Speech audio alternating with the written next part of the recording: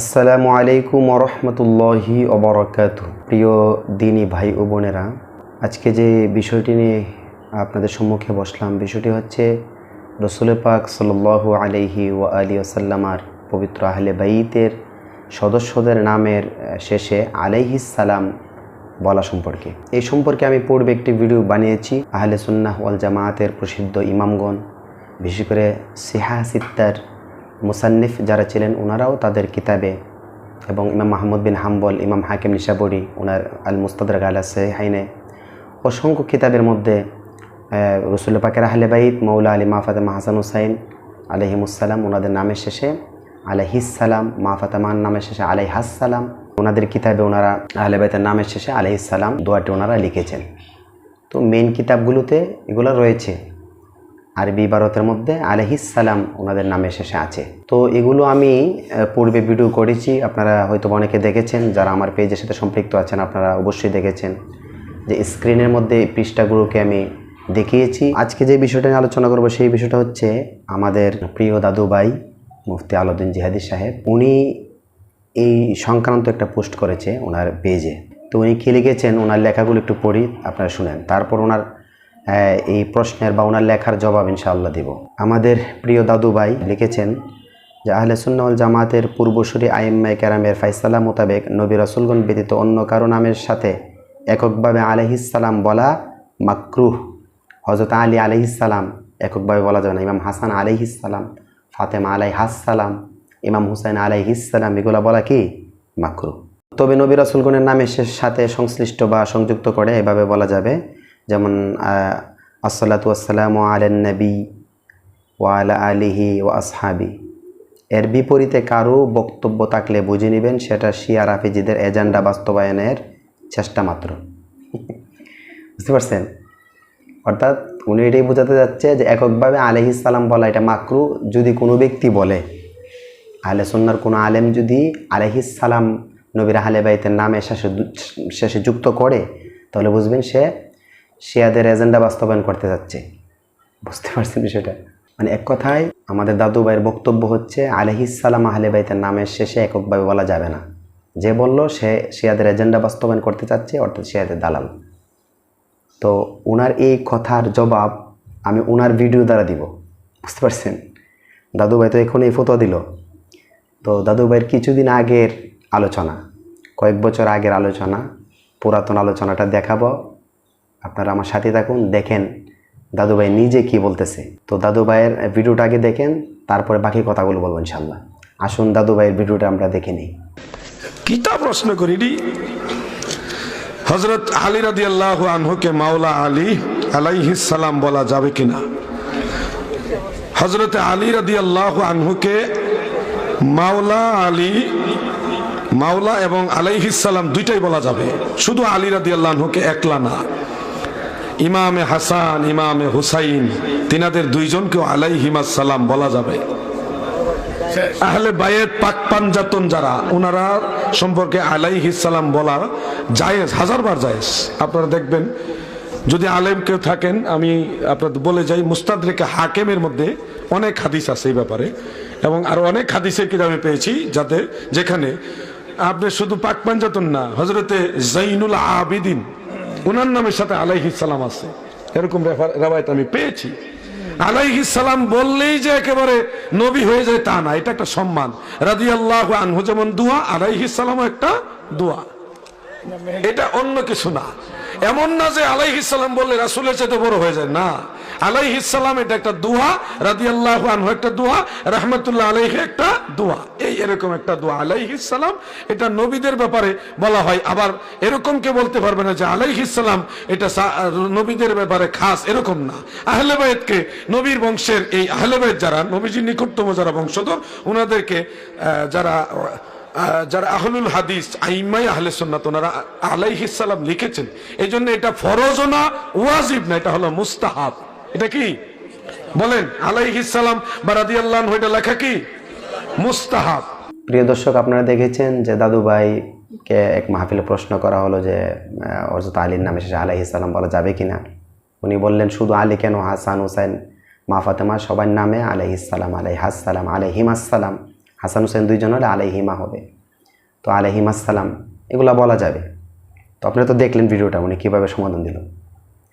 তো দাদু ভাইয়ের পুরাতন আলোচনার মধ্যে রয়েছে আলাইহিস সালাম বলা যাবে, এটা মাকরু নয়, এটা জায়েজ। আহলে বাইতে শুধু আলী কেন, আলীর স্ত্রী সন্তান সবার নামে বলা যাবে, আহলে বাইতে যারা আছে সবার নামে বলা যাবে। আর এখন নতুন ফতোয়া দিচ্ছে যে বলা মাকরু। কিরে ভাই, এক মুখে দুই ধরনের কথা। দাদু ভাইয়ের কাছে যদি আমার ভিডিওটা যায়, আপনারা বেশি শেয়ার করবেন, বেশি বেশি করে, যেন দাদু ভাই পর্যন্ত পৌঁছে। দাদু ভাইকে বলবো, ভাই দেখেন, যদি কোনো আলেম কালকে এক ফতোয়া, আজকে আরেক ফতোয়া, কালকে এক ধরনের কথা বললো, আজকে আবার আরেক ধরনের কথা, এরপরের দিন আরেক ধরনের কথা, মানে একজন আলেম যদি এইভাবে কথা বলে, আজকে এক ফতোয়া, পরের দিন এমন এক ফতোয়া দিল যেটা আজকের ফতোয়ার বিপরীত, মানে আলেম আগের দিন যে ফতোয়া দিছে পরের দিনে ফতোয়াটা ওই ফতোয়ার বিপরীত হয়েছে, তাহলে কি হয়? মানুষ তাদেরকে বলে দুমুখী বলে, পোল্টিবাজ বলে, পাতলা বলে। ওই আলেমের ওজন থাকে না। একজন আলেম সে আজকে এক কথা বললো, কালকে এর বিপরীত আরেক ফতোয়া দিল, মানে ওনার ফতোয় ওনার কথার বিপরীত। কথা বুঝতে পারছেন? তখন এই আলেমের গুরুত্ব মানুষের কাছে থাকে না, পাতলা, ওজনবিহীন, মানে ওজন থাকে না এই আলেমের। দাদু ভাইকে বলবো যে আপনি এক এক সময় এক এক ধরনের ফতোয়া দেন। 2-3 বছর আগে বলছেন আলাইহিস সালাম বলা যাবে, এখন বলেন মাকরু। তো মানুষ আপনার অনুসরণ কিভাবে করবে? যে এই আলেম তো এক এক সময় এক এক কথা বলে, এক সময় বলে এটা জায়েজ, একবার বলে মাকরু, একবার পক্ষে একবার বিপক্ষে। এখন আপনার অনুসারীরা যারা রয়েছে তারা তো বিভ্রান্ত হয়ে যাবে। আপনার কোন কথা মানবে? আপনার 2 বছর আগের কথা মানবে না এখনের কথা মানবে? আপনি ছিলেন খাজা বাবা ফরিদপুর রহমতুল্লাহ আলাইহির মুরিদ, আরটুসি নাম করা একটা দরবার বাংলাদেশে, এবং আপনার এই যে সুনাম, যশ, খ্যাতি, আপনার পরিচিতি, এগুলো লাভ হয়েছে এই ফরিদপুর দরবার শরীফের বরকতে। আপনাকে তো আমরা কেউ চিনতাম না। আরটুসি ফরিদপুরের দরবারের যে মাহফিল, দরবারি মাহফিলগুলো আগে করতেন, আপনার পীরের দরবারের মাহফিলগুলো করতে করতে সবার সাথে আপনি পরিচিত হয়েছেন। তো একটা কথা আছে, যার কারণে চিন্নি কাইলা মোল্লা চিনলা না, নুন খেলে গুণ গেতে হয়। আপনি আরটুসি দরবারের মধ্যে পরিচিত হয়েছেন, পরিচিত হওয়ার পরে কী করছেন? ওইটাকে বাদ দিয়ে দিয়েছেন। আরটুসির দরবার আর দরকার নাই। পরিচিত হওয়ার আগে দরকার ছিল, এখন পরিচিত হওয়ার পরে আরটুসি দরবারকে আপনি বাদ দিয়ে ওই পীরকে বাদ দিয়ে দিয়েছেন। তো এটা তো ঠিক না। যার কারণে সিন্নি খাইলা মোল্লা চিনলা না, আপনার বিষয়টা এরকম হয়ে গেছে। যার কারণে আপনার পরিচিতি, তাকে বাদ দিয়ে দিলেন। তো বাদ দেওয়ার পর ফলে কি হয়েছে? যখন ওলিয়া উলিয়া বুজুর্গানে দিনের ছত্রছায়া ছিলেন, তখন ভালো ভালো কথা বলতেন। আর ওলিয়া উলিয়া নেককার বুজুর্গদের ছত্রছায়া থেকে আপনি বের হওয়ার পরে আপনি এই উল্টাপাল্টা বলা শুরু করেছেন। বলতে বলতে কোন পর্যায়ে গিয়েছেন? আহলে বাইতের বিদ্বেষী কথাবার্তা বলা শুরু করলেন। খাজা বাবা ফরিদপুরের আন্ডারে যখন ছিলেন তখন বলতেন আলাইহিস সালাম বলা জায়েজ, এখন সে বুজুর্গ ব্যক্তিকে ছেড়ে দিয়ে আহলে বাইতের বিরুদ্ধে শুরু করছেন যে আলাইহিস সালাম বলা মাকরু। আপনার আগের কথাবার্তার এখনের কথাবার্তা পার্থক্য কেন হলো? ওই বুজুর্গ ব্যক্তিকে ছেড়ে দেওয়ার কারণে আপনার মধ্যে এরকম পরিবর্তন চলে আসছে। আপনার চিন্তা ভাবনা নাসিবিদের মতো হচ্ছে, আহলে বাইত বিদ্বেষী চিন্তা ভাবনা আপনার ভিতরে ঢুকতেছে। দাদু ভাইকে বলবো, আপনি আমার শত্রু না, আমিও আপনার শত্রু না, আমি আপনার বন্ধু, আপনজন। আর আপনাকে পরামর্শ দিব, আপনি আগে যে চিন্তাভাবনা ছিলেন, আহলে বাইতের গোলামের মধ্যে ছিলেন, একজন আল্লাহর ওলির নেক দৃষ্টিতে ছিলেন, আপনি ওইভাবেই আগের জীবন আবার ফিরে যান। আর নাসিবিয়াত যেটা আহলে বাইত বিদ্বেষী চিন্তাভাবনা, সেটার মধ্যে আপনি ঢুকে যাচ্ছেন, সেটা থেকে নিজে বের হয়ে আসেন। আহলে বাইতের নামে শেষে আলাইহিস সালাম বলাটাও আপনি মাকরু বলতেছেন। তো আপনার অধঃপতনটা কোন পর্যায়ে পর্যন্ত গিয়েছে? আগে জায়েজ বলতেন, এখন মাকরু বলতেছেন। তো আপনার অধঃপতনটা তো আপনি নিজেই বুঝতেছেন। আহলে বাইতের বিরুদ্ধে আপনার অবস্থান চলে যাচ্ছে। তো ওইখান থেকে বের হয়ে আসেন, আহলে বাইতের পথে আসেন, আগে যেরকম ছিলেন সেই রকম হয়ে যান, তাহলে আহলে বাইতের মহব্বত, ভালোবাসা আপনি পাবেন ইনশাল্লাহ। আলোচনা শেষ পর্যায়ে প্রিয় দর্শক ভাই বোনদের উদ্দেশ্যে বলবো, নবীর আহলে বাইতের নামে শেষে যে আলাইহিস সালাম বলা জায়েজ এবং মুহাদ্দিসিনে কেরাম বলেছেন, কিতাবে লিখেছেন, এর বিস্তারিত প্রমাণ আমি দিয়েছি পূর্বের আলোচনাগুলোতে।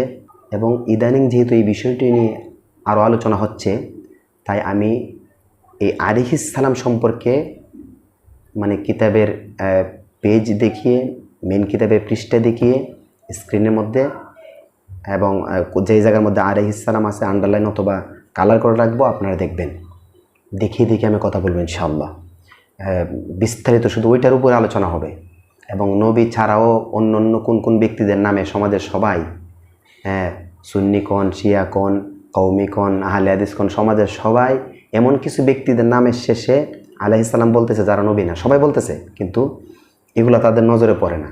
শুধু আলী ফাতেমার নামের শেষে আলাইহিস সালাম বললেই চুলকানি ওঠে, বুঝছেন?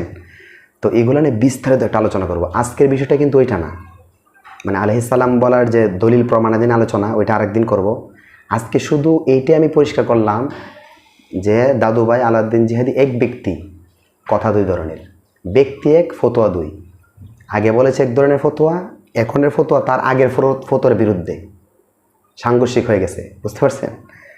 তো ওই যিনি ফতোয়া দিয়েছে দাদুভাই, শ্রদ্ধেয় দাদুভাইকে বলবো, আপনি আগে যে আহলে বাইতের পক্ষে ছিলেন, আলাইহিস সালাম বলার পক্ষে, সেইভাবে থাকেন। নতুন নাসিবিয়াতের মধ্যে, খারিজিয়াতের মধ্যে আপনি ঢুকবেন না, আপনি আহলে বাইতের প্রেমিকের মধ্যে থাকেন।